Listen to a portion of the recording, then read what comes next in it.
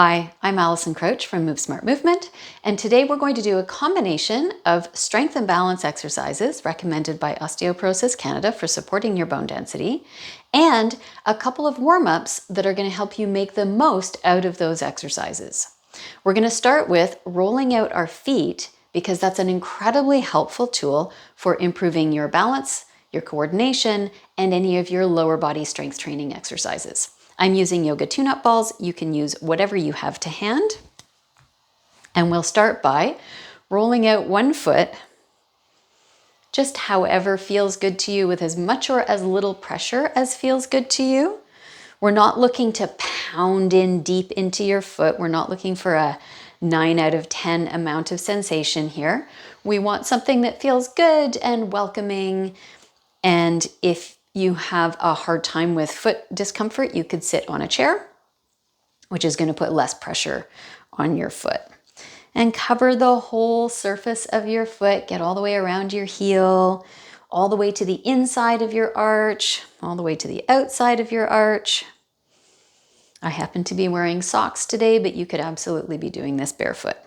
Shift over and roll out the other foot. Same thing. Cover your whole foot.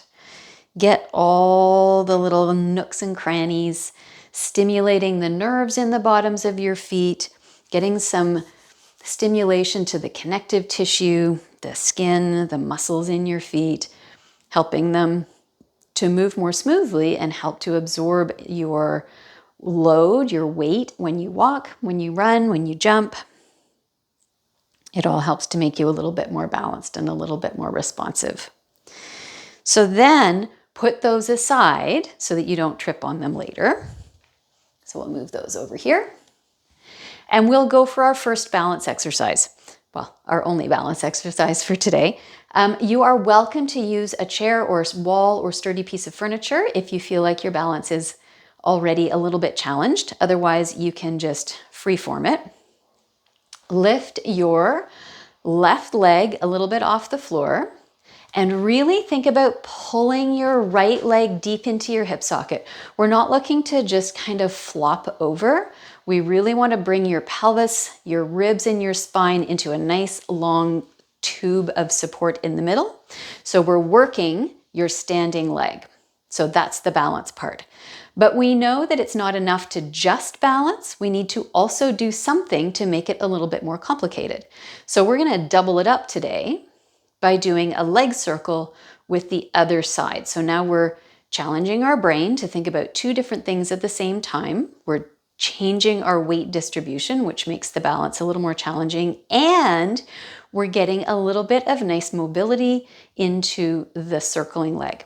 Keep your pelvis nice and stable and change directions. You keep the size of your circle to whatever feels appropriate to you. There should be no pain. There can be a little effort. We're not looking to kind of, again, flop your leg around in space. This side is working to keep you still. You can imagine circling your leg through Jello, right, to give you a little bit of internal resistance. And then bring that leg down.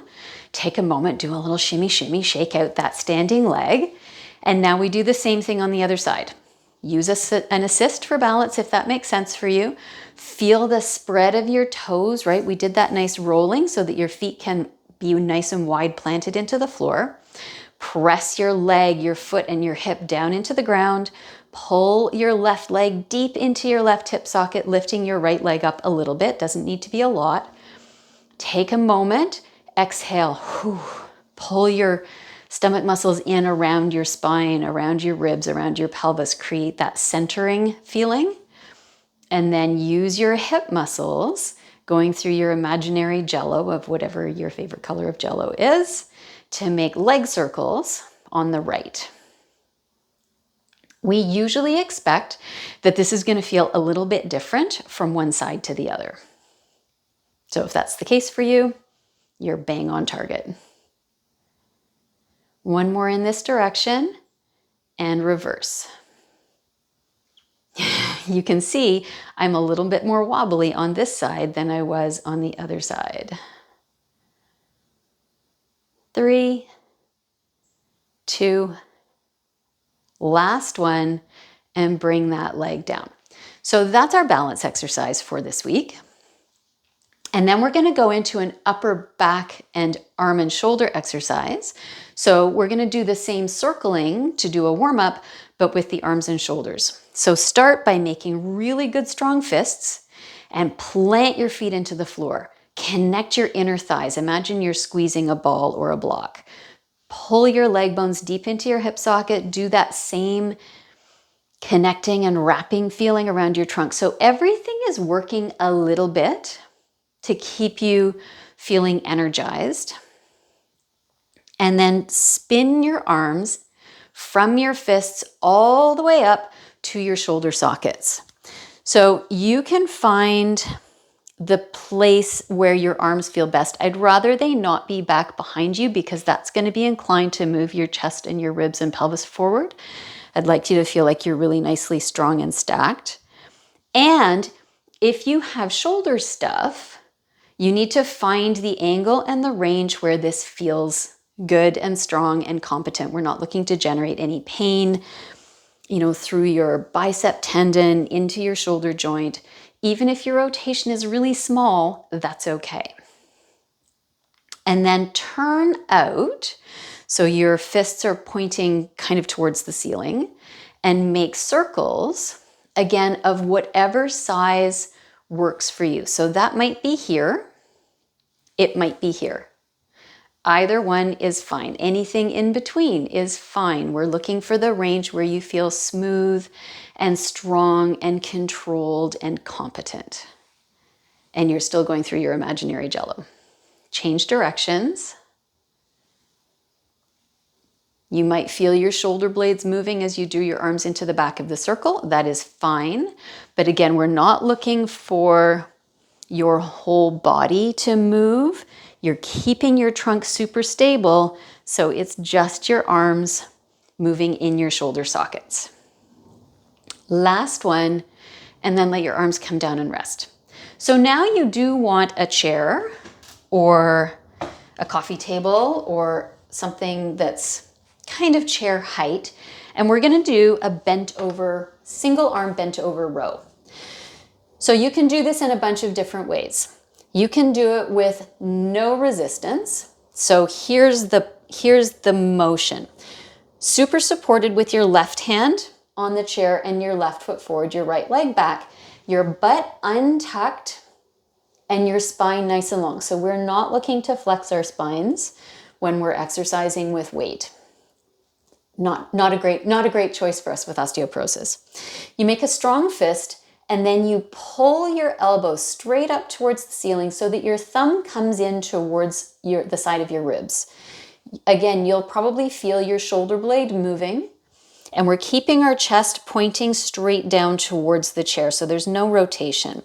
So you could do this just as a body weight motion. You could do this with a band where you put a stretchy band under your hand or under your foot and you pull up, or you can use a weight. So if you're using a weight, you're going to hinge at your hips, long spine to pick the weight up so that we're not inadvertently flexing with weight. And then you get yourself set. So whatever version you're doing, we're going to go for somewhere between 5 and 8 repetitions. Take a breath in. On the exhale, pull up. Inhale slowly and with control, come down, and exhale to pull up. Slowly down, lots of control. 4, 5. That might be as many as you're going to do, or you can keep going to as many as 8. Last one. Place the weight on the chair carefully, and then shift over other side. So right foot forward, right foot nice and strong on the chair. Bring your weight over and let your arm come down. Long through your spine, send your butt back. Lift to the lower part of your abdominal muscles, the mid part of your abdominals. So you're not collapsing, but you're also not flexing, right? It's complicated, this stuff.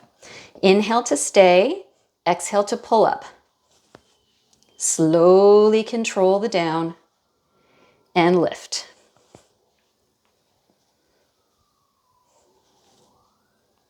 Again, this is likely to feel different on your dominant compared to your non-dominant side. 5, that might be your stopping spot, maybe 6, maybe 7. And if you're keeping up with me, here's your last one. And bring that arm down. Carefully place the weight back on the chair. Hinge your hips and use that hinge to stack back up.